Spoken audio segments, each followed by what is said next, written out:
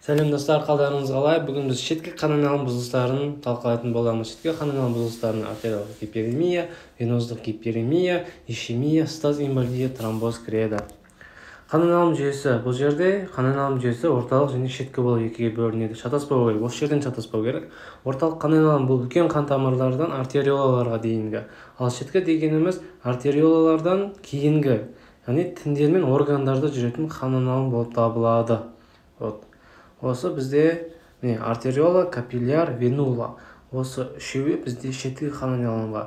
Ал үлкен қан тамырлары ол бізде неге кіреді? Орталыққа кіреді. Оған, например, үлкен аортаның несі, аортадан тарайды ғой бәрі, мезентерика, инфериор, илиака, жаңағы медиалис деген сияқты осылай ерке қан тамырдан таралып кетеді. Олардың бәрі үлкен қан тамырлар.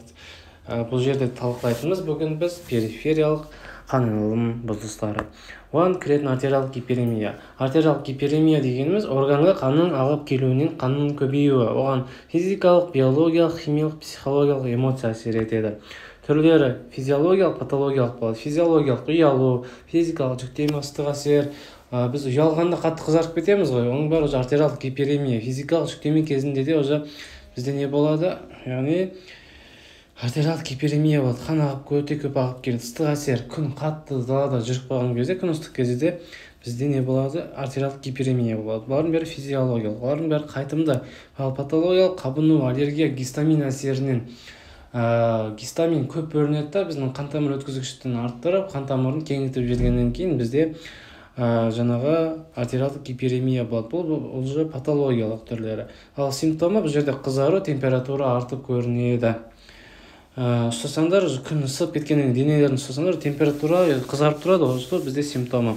Оң әсер, теріс әсер бар. Оң әсер зат алмасу жоғарылайды, ал теріс әсері тамыр жарылуы мүмкін, инфекция, метастаз дамып кетуі мүмкін. Например, бір жерде инфекция болса, ағзаға рак процестер болса, тез тарап кетеді.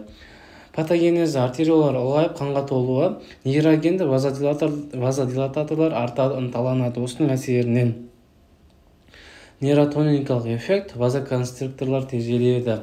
Яғни вазоконстриктор тежелген кезде бізде қан тамыры вообще спазм болмай қалады ғой.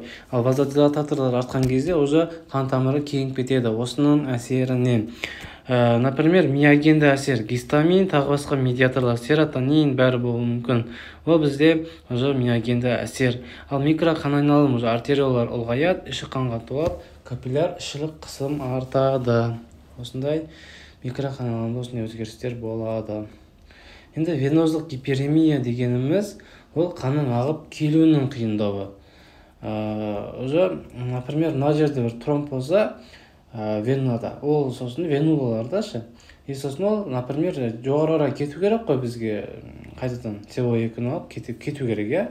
Ал сосын уже қанның ағып кетуінің қиындауы. Мына жерде уже кетсе, мына жерде уже капилляр ішілік қысым мына жерде артып кетеді.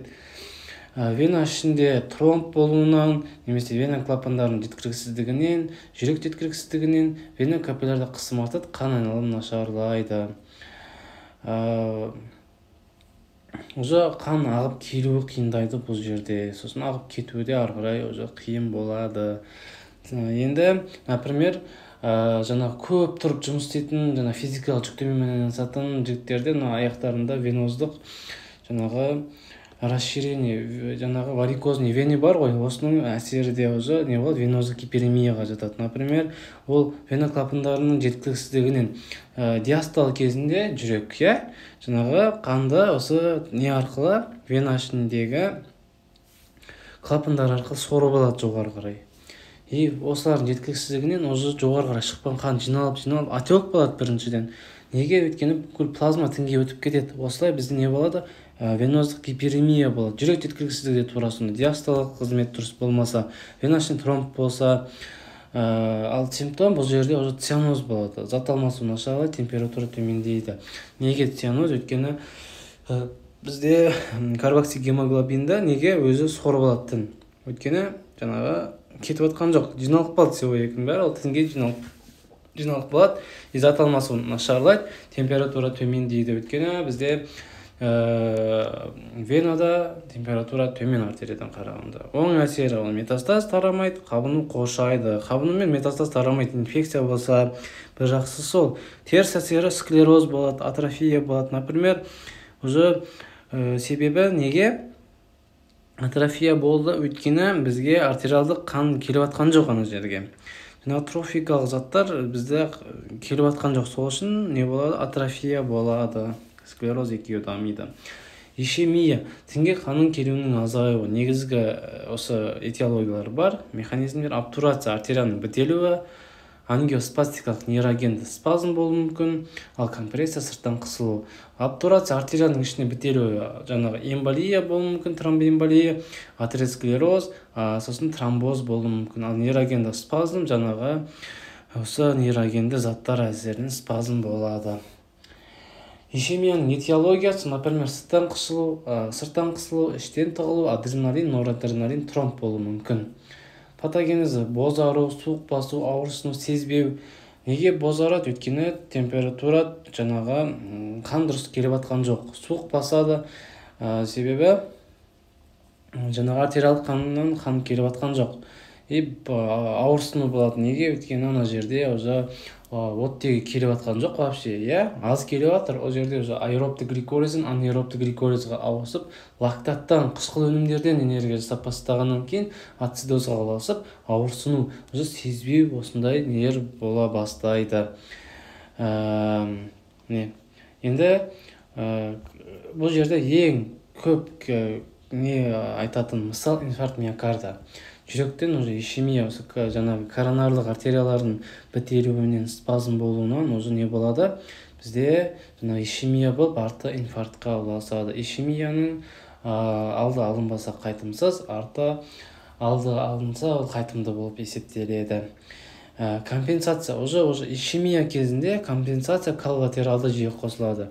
Тамыр бітеліп және тығындалып жатса, қосымша қалыпты да жұмыс атқармайтын тамырлар іске қосып, тінге қан келуі жақсарады.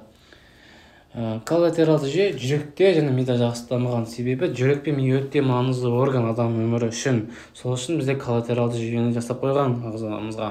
Солай жаратылғанбыз біз.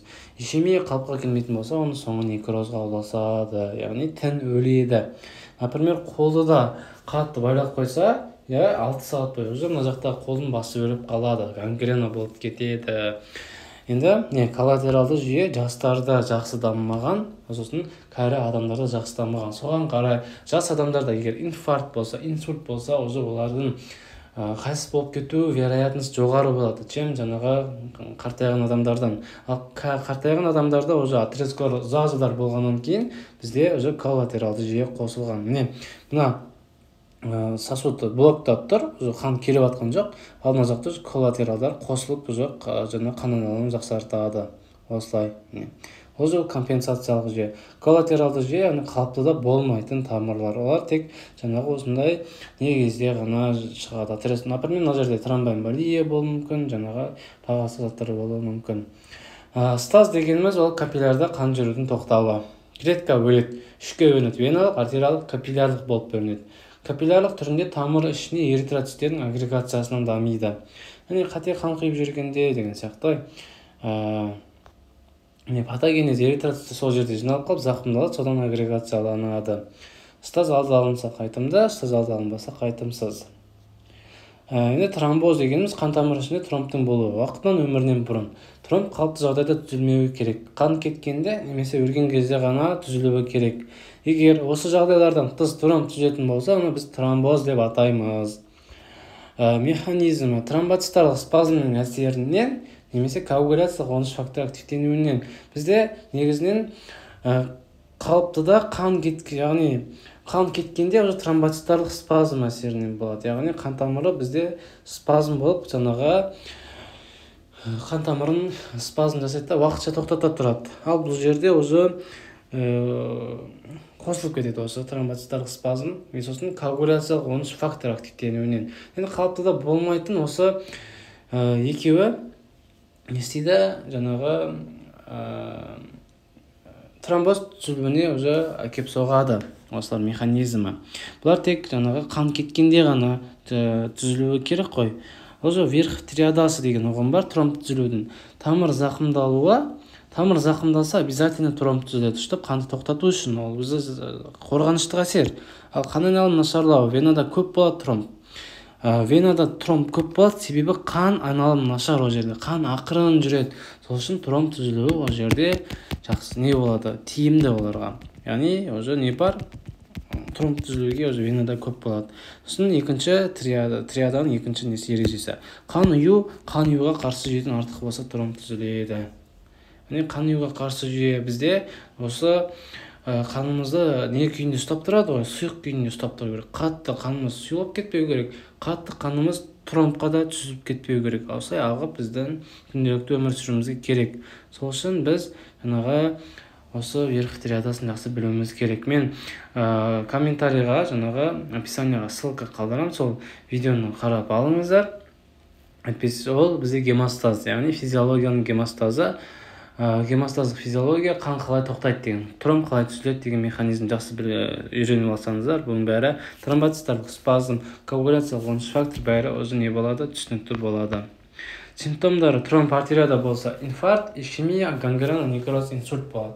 Ал венада болса веналық гиперемия дамиды. И осыны, например, жаңа айттым, варикозный вена, отек болып кетеді аяқта.